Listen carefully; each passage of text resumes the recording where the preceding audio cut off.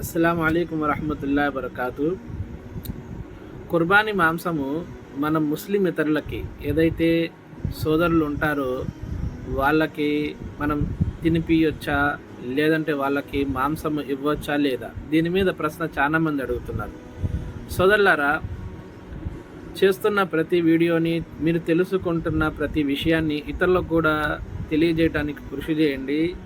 ఈ రోజుల్లో తెలియని వాళ్ళు చాలామంది చేస్తూ ఉంటారు కాబట్టి తెలియకుండా వాళ్ళకు చాలా లాభం కలిగింది.